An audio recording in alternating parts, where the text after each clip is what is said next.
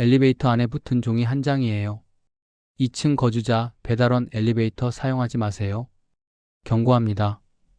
여러분, 이거 어떻게 읽히세요? 저는 처음에 잘못 읽은 줄 알았어요. 다시 봤어요. 맞았어요. 배달원은 엘리베이터 타지 말라는 거예요. 짐 들고 계단으로 올라가라는 거죠.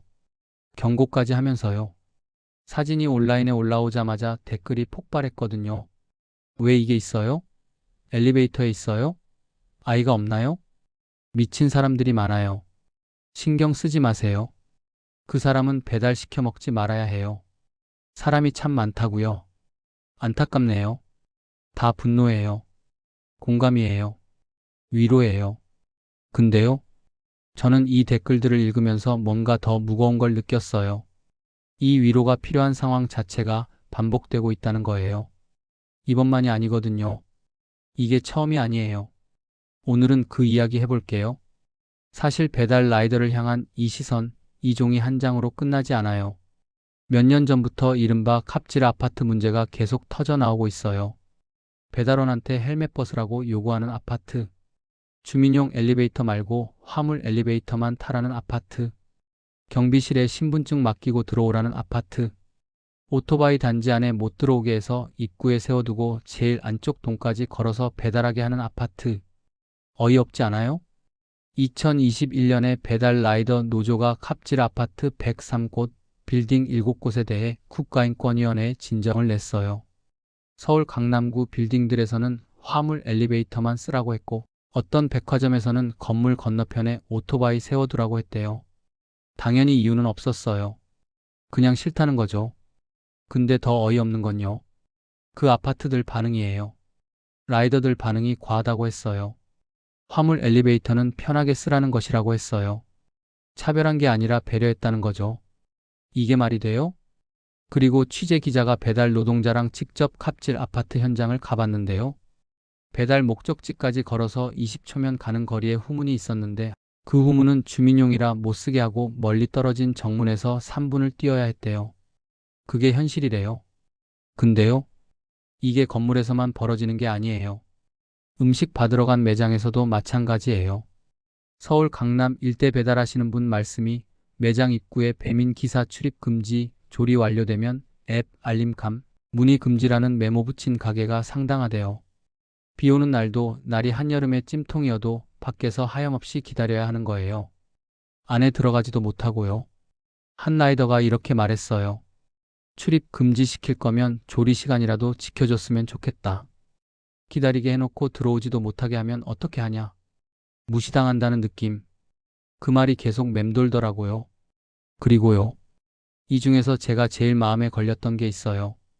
JTBC 기자가 배달 노동자들이랑 현장을 다녀가 들은 이야기인데요. 취재 중에 만난 배달 노동자들이 이런 말들을 했대요. 더운 여름에 헬멧을 벗었더니 인상을 찌푸리며 쳐다보던 아파트 주민. 비가 많이 오는 날 우위를 벗게 해서 로비에 물이 뚝뚝 떨어지자 눈치를 주던 건물 관리인. 근데 그 중에서 이 말이요. 아이가 말썽을 피우자 엄마가 한 말이에요. 말 안 들으면 저 아저씨처럼 평생 일해야 해. 뭐라고 해야 할지 모르겠어요. 그 배달원 아저씨가 그 말을 들었을 때 어떤 기분이었을까요? 나는 지금 뭘 하고 있는 건가? 내가 애한테 겁줄 때 쓰이는 존재인가? 그런 생각이 스쳤겠죠.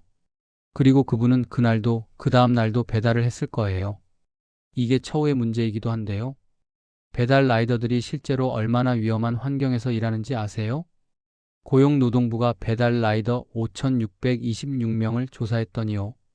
응답자의 86%가 배달 재촉을 받았대요. 그리고 그중 절반이 넘는 분들이 교통사고를 경험했대요. 전체 응답자로 보면 47%, 거의 절반이 배달 중에 교통사고를 당한 적이 있는 거예요. 거의 절반이요. 2명 중 1명이에요.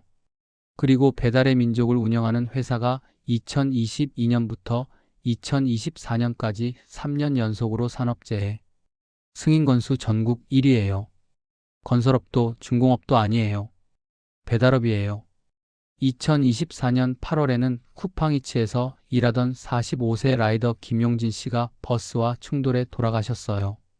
그분이 쿠팡이츠에서 가장 높은 등급인 골드 플러스 등급을 유지하고 있었는데요.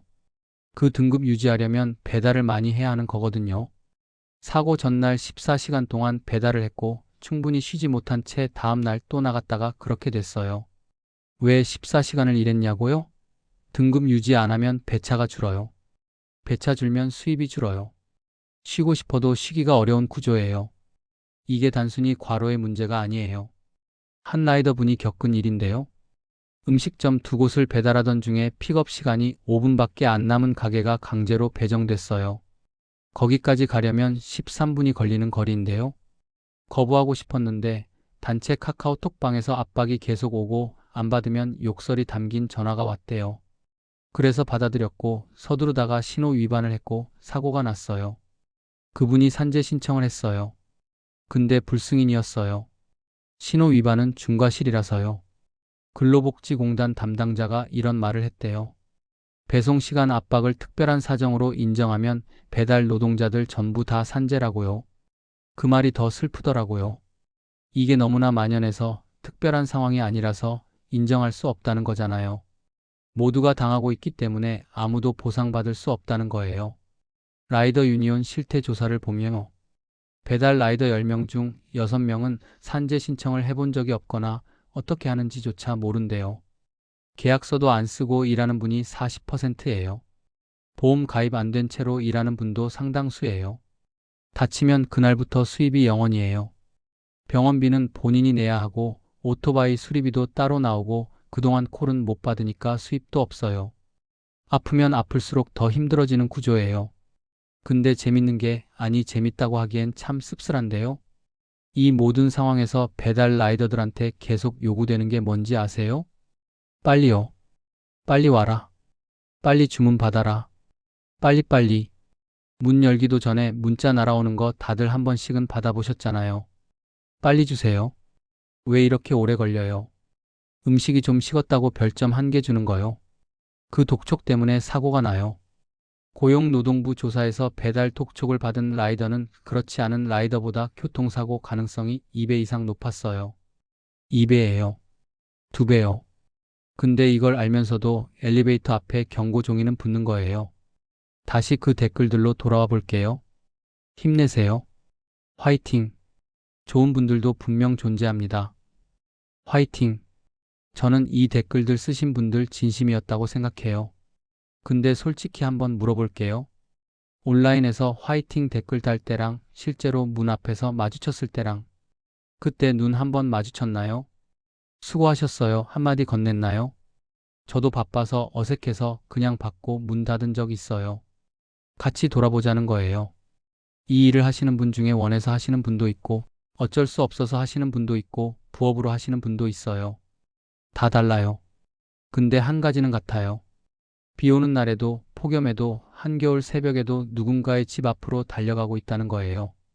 그 사람들을 향한 우리 시선이 어떠한지 그 시선이 말 안 들으면 저 아저씨처럼이 되어선 안 되는 거잖아요. 그 시선이 엘리베이터 경고 종이가 되어선 안 되는 거잖아요. 댓글에 누군가 이렇게 썼어요. 그래도 해야죠 뭐.